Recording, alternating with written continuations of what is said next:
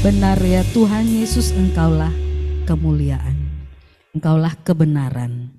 Malam ini kami mau renungkan firman dan kami tahu bahwa Engkau mau supaya kami menyembah-Mu dalam roh dan kebenaran. Roh Kudus, roh kebenaran, tuntunlah kami dalam nama Yesus. Amin. Shalom Bapak Ibu Saudara, baik yang ada di gedung gereja maupun yang ada di rumah. Mari kita sama-sama buka Alkitab dari Injil Yohanes pasal yang keempat, ayat yang ke-23 dan 24.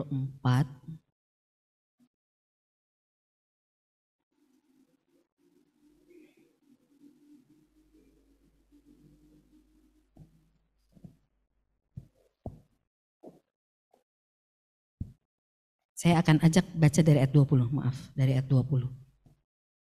Nenek moyang kami menyembah di atas gunung ini, tetapi kamu katakan bahwa Yerusalemlah tempat orang menyembah. Kata Yesus kepadanya, percayalah kepadaku hai perempuan, saatnya akan tiba bahwa kamu akan menyembah Bapa, bukan di gunung ini dan bukan juga di Yerusalem. Kamu menyembah apa yang tidak kamu kenal. Kami menyembah apa yang kami kenal. Sebab keselamatan datang dari bangsa Yahudi. Tetapi saatnya akan datang dan sudah tiba sekarang bahwa penyembah-penyembah benar akan menyembah Bapa dalam roh dan kebenaran. Sebab Bapa menghendaki penyembah-penyembah demikian. Allah itu roh, dan barang siapa menyembah Dia haruslah menyembahnya dalam roh dan kebenaran. Demikian pembacaan Alkitab. Menyembah Tuhan dalam roh dan kebenaran. Ayat yang ke-23, tetapi saatnya akan datang dan sudah tiba sekarang bahwa penyembah-penyembah benar akan menyembah Bapa dalam roh dan kebenaran. Sebab Bapa menghendaki penyembah-penyembah demikian. Allah mencari penyembah. Berarti Allah mencari orang. Allah mencari seorang worshiper ya, yang menyembah.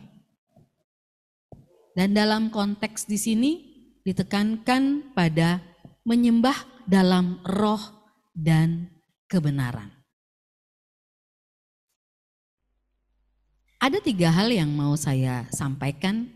Yang pertama yaitu ketika kita menyembah, berarti kita bicara tentang relasi. Seorang penyembah, dia membangun relasi dengan Tuhan. Ketika kita dikatakan menyembah dalam roh dan kebenaran, berarti kita sedang berelasi dengan Allah. Dan Allah itu roh. Ketika kita menyembah dalam roh dan kebenaran, maka kita dengan roh kita berelasi dengan Allah. Ingat ya, tubuh kita itu terdiri dari tubuh, jiwa, dan roh. Waktu kita nyanyi, waktu kita memuji Tuhan tadi, Yesus kemuliaan-Mu, lagunya enak. Itu lagu lama tapi sampai hari ini enak aja gitu loh. Nah waktu kita nyanyi, bukan karena lagunya enak, bukan karena kita punya kesukaan di sana. Tapi waktu kita nyanyi lagu rohani, kita sedang berelasi dengan Tuhan. Kenapa? Ada orang menyanyi tapi dia nggak nyembah. Kenapa? Mulutnya doang yang nyanyi. Tapi rohnya, jiwanya enggak tuh. Mulutnya aja yang nyanyi. Bisa saja dia ikut di gereja, dia nyanyi-nyanyi, dia hafal lagunya, tapi enggak nyentuh sampai roh, jiwa. Cuma di tubuh. Ingat ya, tubuh, jiwa, dan roh.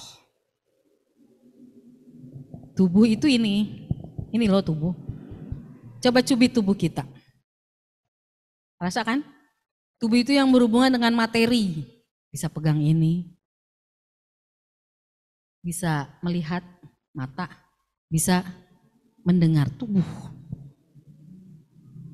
Jiwa itu apa? Pikiran, perasaan, dan kehendak. Roh, setiap orang itu punya roh. Diciptakan Tuhan dan setiap orang punya yang disebut dengan roh manusia.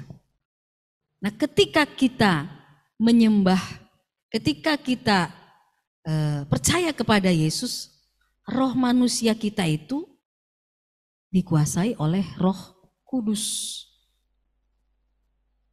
Jadi waktu kita menyembah Allah, memuji Tuhan, kita bukan hanya mengajak tubuh kita, tapi jiwa dan roh kita. Tadi Pak Nelson ya, dia bilang sama dirinya, hai jiwaku. Dia ajak jiwanya.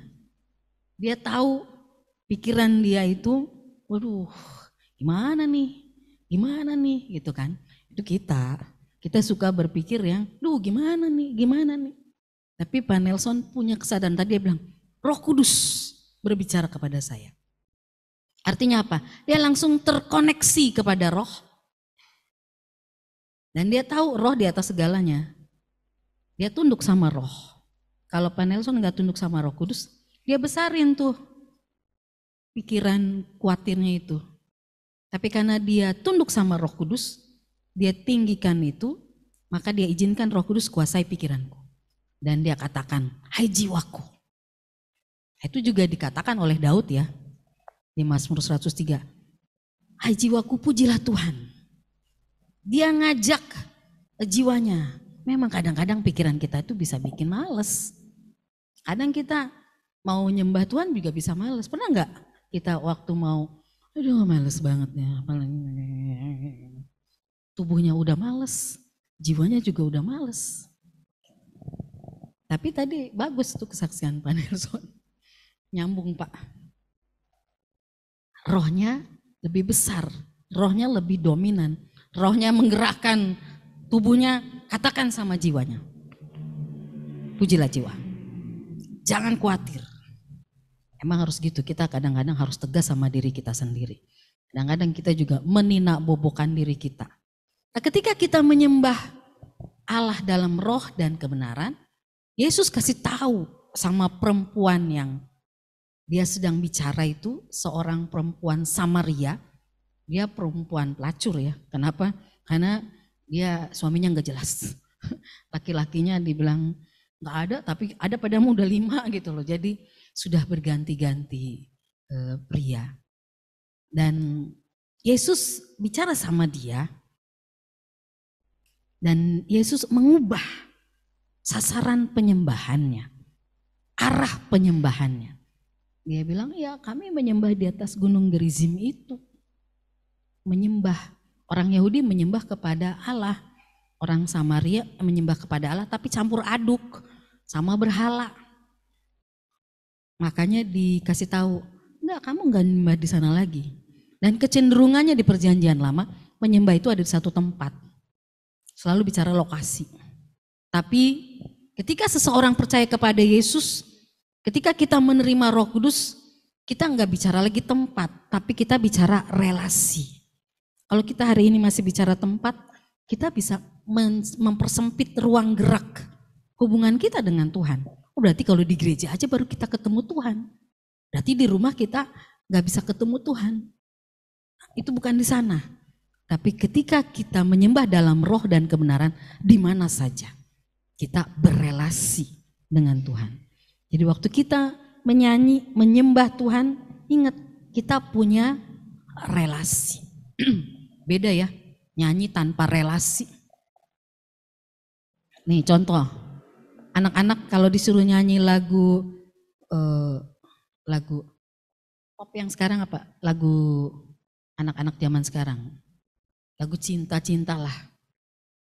Ya? Gak tahu lah saya. Sebab kau terlalu indah. Dia akan nyanyi. Tapi dia nggak punya relasi. Karena dia nggak ngerti apa-apa. Ya kan? Dia ngucap aja. Coba Advent nyanyi. Sebab kau terlalu indah, ya kan? Oh, dia nggak tahu. Dia akan nyanyi aja. Dia belum mengerti artinya lagu itu. Dia belum mengerti cinta itu. Dia nyanyi aja tanpa relasi. Tapi coba kalau yang nyanyi Olive, dia nyanyinya terhadap pacarnya. Wah, dalam banget itu. Bisa-bisa dia nangis bombay karena apa? Dia punya relasi sama pacarnya. Nah, kita nyanyi atau memuji Tuhan, jangan seperti Adventus. Nyanyi aja, saya hafal lagunya. Dia nggak peduli itu lagu orang dewasa atau apa, dia nggak ngerti. Nyanyi aja, jangan. Tapi marilah kita nyanyi karena kita punya relasi dengan Tuhan. Tuhan mengasihi kita, kita mengasihi Tuhan. Coba kita nyanyi pakai lagu. Boleh dong, ini penyanyinya di depan. Kita nyanyi lagu Yesus kemuliaan. Yesus, dengan relasi ya, dengan Tuhan. Kita lagu ini nyanyi dengan kita punya hubungan intim dengan Tuhan. Yesus kemuliaan, pulihkan hatiku. Yesus kemuliaan, bangun relasi, berkati hidupku, segala pujian, syukur bagimu. Kau hadir dalam hidupku ini, ku datang sujud di hadapan memujimu, menyembahmu. Yesus, ku menyembahmu. Beda kita nyanyi hanya hafal, tapi nyanyikanlah lagu dengan relasi. Makasih. Begitu juga lagu-lagu hari Minggu, begitu juga lagu-lagu doa kita pribadi, nyanyinya dengan relasi. Karena kalau nyanyi yang nggak pakai relasi, saya mau bilang, kita nyanyi cuma pakai tubuh. Otomatis aja kayak robot. Yesus kemuliaanmu, pulihkan, nggak ada rasanya. Jiwa sama rohnya itu nggak ngikut. Sementara tubuh kita itu terdiri apa? Tubuh, jiwa, dan roh. Jangan hanya kasih tubuhnya aja dong. Jangan hanya mulutnya aja yang nyanyi. Tapi roh kita nyembah Tuhan. Jiwa kita menyembah Tuhan. Jadi bicara menyembah dalam roh dan kebenaran, bicara relasi. Yang kedua, bicara menyembah dalam roh dan kebenaran, di sini mau bicara ada sinkron antara tubuh, jiwa, dan roh. Tapi Yesus arahkan kepada mereka, ada koneksi, sinkron ya. Ada koneksi antara Tuhan dengan kita. Dia bilang sama perempuan, kamu gak nyembah lagi di situ. Karena kita gak lagi nyembah pakai kiblat. Waktu di zaman perjanjian lama orang nyembahnya pakai kiblat, arahnya harus ke sana. Saudara-saudara kita yang dari Muslim masih pakai kiblat ya. Nah kita udah gak di situ lagi, karena apa? Kiblat kita ke Yesus. Yesus itu ada di mana aja. Yesus bukan harus ada di Israel. Ya udah kita harus arah lintang selatan apa utara ke arah Israel. Enggak. Tapi kita terkoneksi sama Yesus. Jadi kita punya sinkron. Tadi relasi ya. Relasi ya. Tapi kita juga harus punya sinkron atau koneksi lah. Roh kita sama tubuh kita sama jiwa kita itu sinkron. Jangan nggak sinkron, tubuh maunya apa, roh maunya apa, jiwa maunya apa. Tadi kan Pak Nelson, kebetulan kesaksian Pak Nelson itu memang Tuhan pakai. Ketika pikiran kita penuh, ya dia langsung nyambung ke tubuh. Makanya sakit lambung atau sakit-sakit lainnya lah, sakit-sakit badan lah, nggak enak seperti ini seperti itu yang terjadi. Kita pikir itu karena kita terlambat makan, iya faktor itu ada. Oh kita salah makan, iya faktor itu ada. Tapi juga ada salah satu faktor yaitu pikiran kita. Pikiran yang penuh akhirnya apa? Mempengaruhi metabolisme tubuh. Dan memang yang paling diserang pertama yaitu lambung. Saya pernah sakit lambung juga ya. Gitu loh, jadi ya memang aduh. Memang itu kita benar-benar harus kuasai pikiran kita. Makanya Alkitab bilang jangan kamu khawatir. Apabila kamu khawatir, nyatakanlah itu kepada Allah dalam doa, permohonan dan ucapan syukur. Jadi boleh khawatir enggak? Bisa aja. Tapi jangan lama-lama. Karena kalau lama-lama nanti jadi mempengaruhi metabolisme tubuh. Jadi benar-benar si roh sama si jiwa sama si tubuh itu dia harus sinkron untuk terkoneksi dengan Tuhan.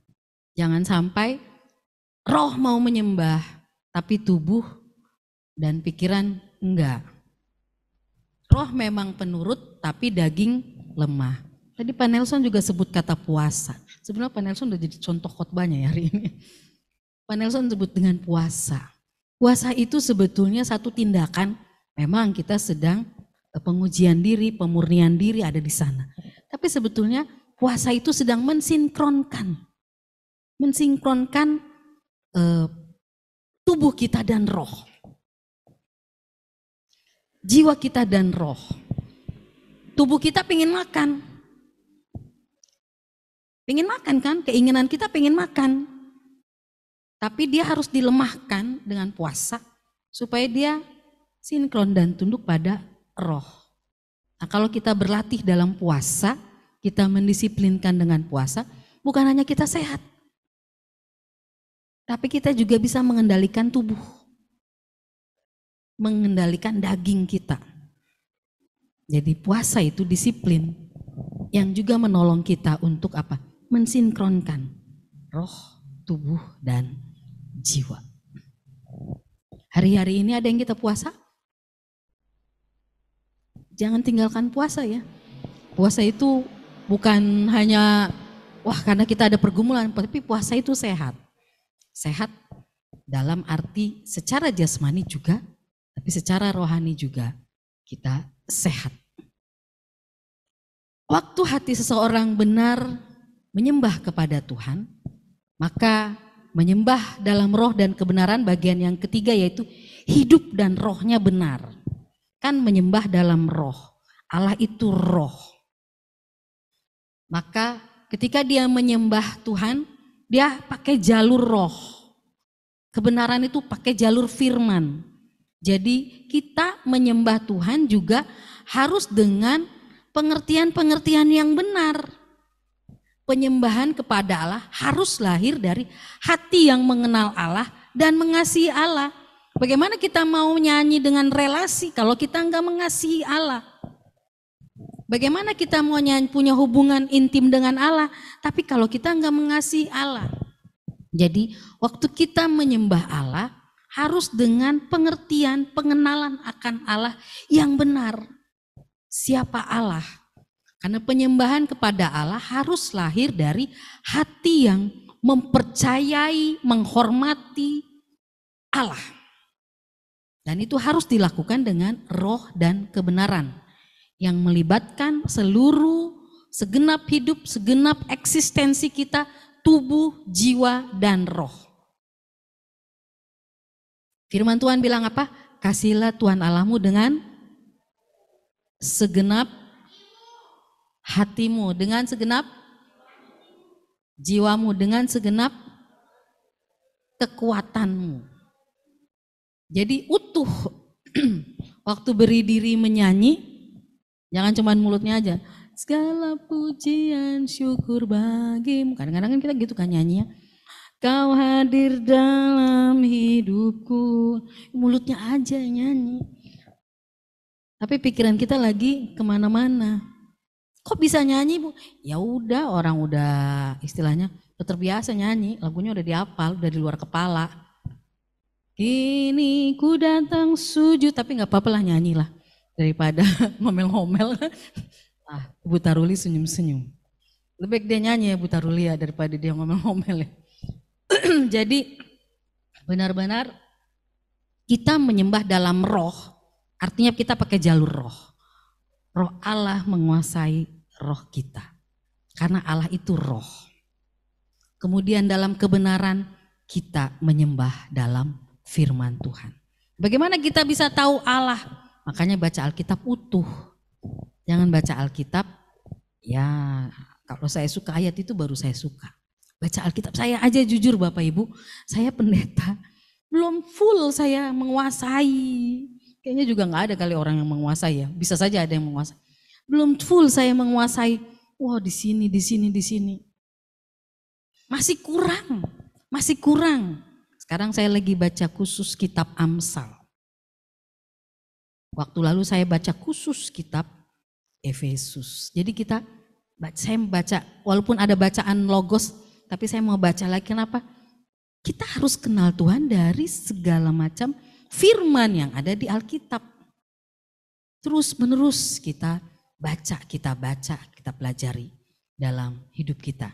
Jadi waktu kita menyembah dalam roh dan kebenaran, roh kita terkoneksi dengan Tuhan, roh Tuhan dan firman Tuhan menjadi kebenaran dalam hidup kita. Waktu kita berdoa, waktu kita berkata-kata nyambung sama firman Tuhan. Mari isi terus firman Tuhan dalam kehidupan kita. Supaya kita benar-benar menyembah Dia dengan benar. Bukan menyembah apa kata orang, tapi menyadari bahwa saya punya relasi. Dan waktu kita menyembah Tuhan, worship leader, seorang worship leader itu bukan seorang motivator ya. Tapi seorang worship leader itu dia seorang inspirator. Dia ngajak orang untuk terinspirasi menyembah Tuhan. Karena ada kadang-kadang orang ngajak nyanyi itu, ngajak worship leader, ayo kita sembah. Bukan begitu, menyembah itu bukan dipaksa. Tapi menyembah itu kesadaran tubuh jiwa roh kita bahwa kita berelasi dengan Tuhan. Dan waktu kita menyembah, kita bukan sedang nonton pertunjukan kita. Tapi waktu kita menyembah, yang nonton kita surga. Amin. Tuhan yang lihat. Kita bawa penyembahan kita. Oh benar anakku ini, dia datang kepada Tuhan dengan tubuh jiwa rohnya. Makanya Yesus bilang, jangan datang bawa persembahan kalau masih ada barang sesuatu di hatimu dengan sesamamu. Karena dia mau betulin. Jangan sampai ada sesuatu yang mengganjal. Datanglah dalam roh dan kebenaran. Kalau dihubungkan dengan apa yang kesaksian Pak Nelson, dikatakan di Matius 36 ayat 33, carilah dahulu kerajaan Allah dan kebenarannya. Kerajaan Allah dan firman-Nya. Maka semuanya itu akan ditambahkan kepadamu. Pertolongan Tuhan tidak pernah terlambat. Tapi orang-orang yang menyembahnya dalam roh dan kebenaran, dia ngerti cara Tuhan, dia ngerti waktunya Tuhan, dia ngerti menerima pengharapan dan jawaban daripada Tuhan. Mari kita bangun dan perbaiki relasi-relasi kita dengan Tuhan. Tuhan gak pernah marah kok, dia baik. Artinya dia gak pernah marah, bukan yang menghukum. Ada kalanya bisa, memang kita tidak punya waktu untuk menyembah, mungkin kita sibuk ya. Tapi jangan merasa bersalah. Aduh saya gak nyembah Tuhan, makanya tuh saya tadi masalah. Saya gak menyembah Tuhan atau gak doa, makanya tadi saya jatuh. Bukan seperti itu kali ya. Allah itu gak yang setiap hari bawa rotan, bawa sapu lidi, ikat pinggang, kamu gak nyembah ya? Sahabat gak begitu. Dia bukan seperti itu. Dia mengasihi. Dia selalu menanti-nantikan kita yang menyembah kepada Tuhan. Tapi begitu kita memang gagal untuk sebuah waktu dengan Tuhan, ya ayo bangun lagi. Seperti Pak Nelson bilang, ajak jiwa kita. Hai jiwaku, sembahlah Tuhan. Hai jiwaku, pujilah Tuhan. Memang daging itu bikin kita males. Tapi ingat, yang kuasai kita roh. Daging dikuasai roh, bukan daging yang menguasai roh. Tuhan Yesus mengajari perempuan itu. Dan perempuan itu dibangun, dibukakan paradigmanya. Dia nggak lagi nyembah patung, dia nggak nyembah lagi berhala di Gunung Gerizim. Dia nggak lagi terkoneksi ke sana. Tapi dia menyembah Tuhan dalam roh dan kebenaran. Bagaimana mungkin orang yang menyembah patung, menyembah roh dalam kebenaran? Gak ada koneksinya. Tuhan gak mungkin nyambung sama patung benda mati. Gak mungkin. Tuhan nyambungnya pada roh. Roh Tuhan yang ada pada diri setiap orang. Jadi perempuan itu diubahkan, hidupnya dibuat bertobat, dan akhirnya apa?